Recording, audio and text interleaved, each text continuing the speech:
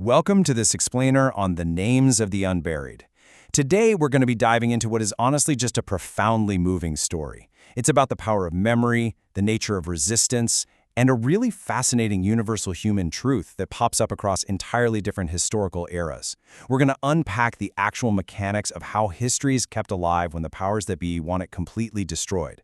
So let's start with a big question. What happens when a system decides to just erase a person from history? We often think of this as bonfires and shredded documents, but a system that wants to erase doesn't actually need to burn every single record. It just needs to make the act of record-keeping feel dangerous, pointless, and, well, completely absurd. Section 1. The anatomy of erasure. The passive subjects of the state. Now, when we talk about erasure here, we're defining it as an active unnaming. It is the deliberate removal of a person from the record of the real. And this is key. It requires effort. It takes real, calculated work from the top down to enforce this kind of silence. Which means fighting back against it, yeah, that requires just as much calculated work from the bottom up. To really understand this, consider two vastly different worlds. First, you've got the 1933 American South, where violent, systemic erasure meant people were removed from their land, stripped from history, and literally left without physical grave markers. Now, fast forward to 1974, Soviet Leningrad. Here, people were being systematically taken by the state into an absolute void, just reduced to a mere statistic. They're totally different eras, right? But it's the exact same mechanism of oppression at play. Section 2. Keepers of the record. The long, bureaucratic courage. I absolutely love this quote. There is a particular kind of courage that involves sitting down with a ledger and a pen and writing a name. You see, we usually picture courage as this flashy, battlefield heroism. But this is a long, quiet, bureaucratic courage.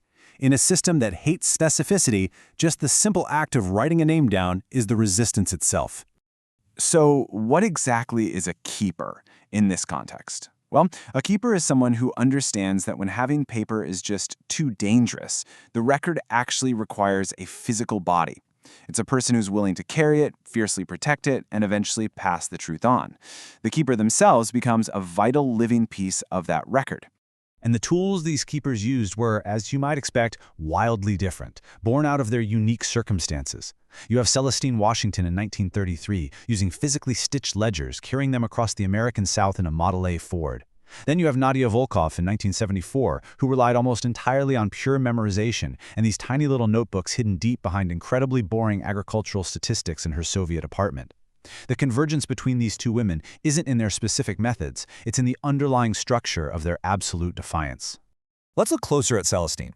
Her methodology was brilliantly simple, which is exactly why it was so effective. Step 1, she'd drive out to a rural county. Step 2, locate the local church. Step 3, she would sit down with the oldest women in the community, women like 92-year-old Hattie Monroe, whose memory was basically a vast landscape of local history.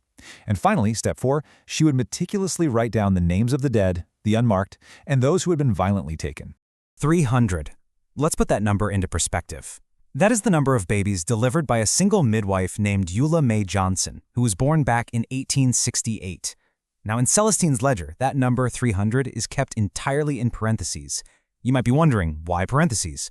Well, it's because she couldn't officially verify it with a state document. But Celestine fundamentally understood something crucial. What is spoken by a community is a valid essential part of the historical record. Section 3. Networks of concealment. The architecture of trust and hiding. Okay, this part is just mind-blowing to me. To protect these incredibly dangerous records, Nadia built a 12-person network that hid names literally in plain sight. Jadwiga stitched names directly into quilt patterns. Arkady hid them in the repeating motifs of his original musical compositions.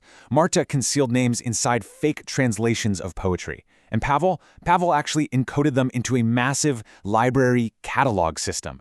It goes to show that a distributed record doesn't necessarily rely on paper. It relies on people. And we see this same kind of distributed architecture of hiding in the American South.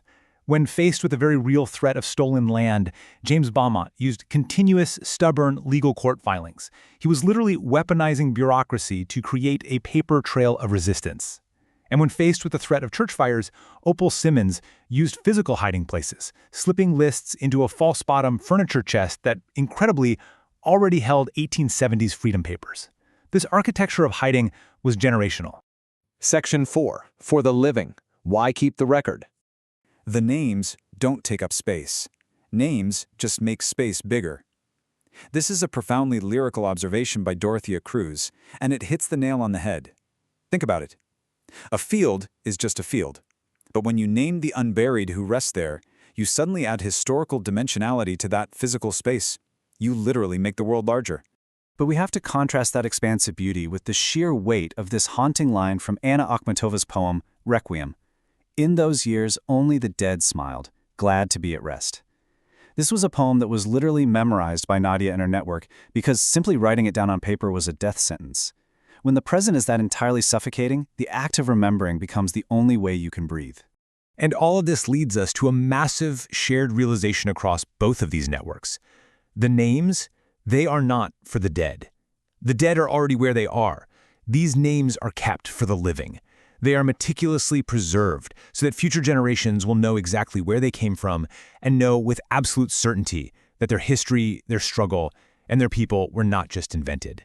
And as we look at the final acts of our keepers, it becomes clear that this work was never about some heroic Hollywood ending. It's a baton pass. In 1966, Celestine gives her ledgers to a university library, and when she passes away in 1974, her personal journals are left ready for the next generation. Half a world away, Nadia, facing a terminal diagnosis in 1979, passes her most vital notebook, containing 600 names, to a younger woman named Mila Dravis, before passing away in 1981. It is all about the quiet, relentless, stubborn act of passing the record on. The record is in your hands. It's a heavy, kind of haunting realization, isn't it? The responsibility of memory, of fighting erasure, of ensuring that the marginalized and the taken are never truly gone, well, that no longer just rests with Celestine or Nadia. It now falls to us, to you. Thank you so much for joining me for this explainer, and I really hope this deeply changes how you think about the history you might be walking over every single day.